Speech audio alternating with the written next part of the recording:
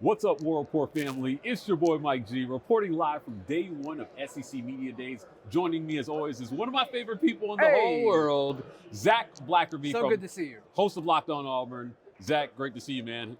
Media Days is here. It's here. It snuck up on us. It's here, and it's been great so far. Yeah, so 2 years ago, we talked about what Brian Harsin needed to do to win Media Days. Huh. This is Hugh Freeze's second Media Days. What are you hoping to hear, or what should Auburn fans hope to hear from Hugh Freeze in year two of this thing? I don't think you're going to hear a whole lot from him, and I think that's okay. You almost want Auburn to come in and come out, and when folks are doing their Media Day recaps throughout, SEC media or throughout national media, say, wait, did Hugh Freeze say anything? Did they even show up? I missed the Auburn stuff or whatever. I think it's okay. I think Auburn needs to just kind of come in, check all the boxes, and leave. I don't think they need to stir anything up. I just think they need to kind of say, hey, we're excited to see what we can do in year two in this Freeze era. Zac, there's been a lot of hubbub about recruiting and maybe the perceived fall off in recruiting. Now, Hugh Freeze can't answer any questions this week about specific recruits. But what's your take on what's happening in recruiting right now with Auburn? Is Hugh Freeze losing momentum in recruiting, or is this just par for the course in the offseason?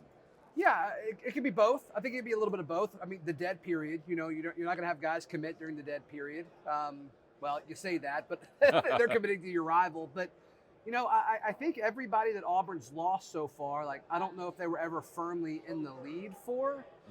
Now, when some guys start flipping at a higher clip, I think that's going to be concerning. But right now, it's July. I mean, Auburn is in such a better spot now than they were a year ago.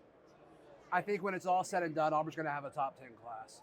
Zac, let's talk Hank Brown. You were of the first on the Hank Brown train, but Hugh Freeze has put his weight behind Peyton Thorne. How do you see this playing out? I know there'll be some questions this week about QB. And, if things aren't working out with Thorne, do you feel like Hank Brown is the next to get the call up? And, how long does it take before Hugh Freeze pulls the plug? Yeah, I mean, I think Brown's QB too. I think if something were to happen to Peyton, whether it's performance or whether it's injury or suspension or whatever, I think Hank is the next guy because we've seen more of him than anybody else. I guess technically we've seen more Holden, but small sample size of Hank, I think, is more promising than what we've seen from Gurner so far. And I just don't think Walker is ready. Nothing against him. It's just he played, private school football in Arkansas, a year ago. He's getting ready for his, his final season there. It's just going to take time for him to acclimate and to adjust. So, yeah, I think it is Hank. As far as a competition, though, I mean, I think it's been pretty clear that this is Peyton's job. Yeah. How bad does it have to get with Peyton Thorne in year one for Hugh Freeze to pull the plug? Do you pull it before SEC play, or do you play it out versus Arkansas and then possibly have to throw Hank to the Wolves versus Oklahoma? What do you see happening there? I think you would have to do it after Georgia because then you get the bye week. Okay. Yeah, I don't think you'd want to throw him in against Oklahoma. I don't think you'd want to throw him in against Georgia on the road. Yeah, I think you give him, if you make that switch, I think you do it at the bye week.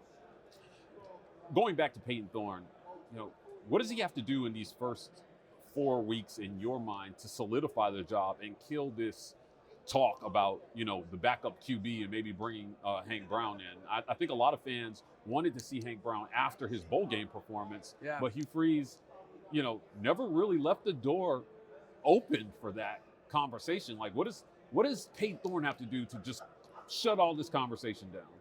Just go out and complete passes and find ways to get the ball to Cam Coleman and Perry Thompson and some of these new receivers, Robert Lewis. Freeze did such a good job of putting talent at wide receiver around Peyton Thorne. Thorne's got to figure out a way to get it to him consistently. And I think he's going to be able to do it. I don't think Thorne has to be a top 5 SEC quarterback for Auburn's offense to be good this year. Can he be a top half player? Can he be a top 8 quarterback in the SEC? And I think if he just does what this Freeze offense is going to allow him to do and not overthink it and just execute what he needs to, he should be able to do that. If he doesn't, then I think you have that conversation. But I feel like he's going to be in a pretty firm spot at QB1. You threw me for a loop there for a second, because when you said top half and then top 8, I was like, oh yeah, we got 2 more schools in the conference. Yeah. So top 8 is going to mean around 25 to 2,800 yards, I think. Is that realistic for Peyton Thorne? That would be a 1,000-yard jump in production. Yeah, we were talking about this at lunch, though. We think he's going to throw the ball more. Auburn's offense just wasn't on the field that much a year ago. I mean, it was constant 3 and out after 3 and out, Yeah. and not being able to convert on 3rd down, even if you got a 1st down or 2. You got to think that's going to be better. You think they're going to have more snaps, and so if he does throw it a few more times a game, I do think it's going to add up. Will it be 1,000? I don't know, because I want Auburn to run the ball a lot this upcoming season. But if he can keep that, 60+% completion percentage going, which we've seen him do, to me, that's kind of the next step. Is like, if you do that, the running game's going to take care of itself. Who cares about the total yards? Auburn's just got to stay on the field.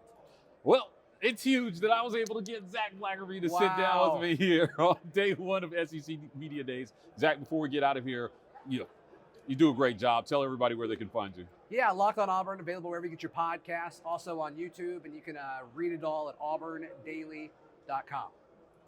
Well, guys, that's it for us here from day 1 of SEC Media Days with my guy, Zac Blackerby. If you want more content like this, please hit like and subscribe. We are The War Report on every social media platform. TW Report on TikTok. We're signing off, and as always,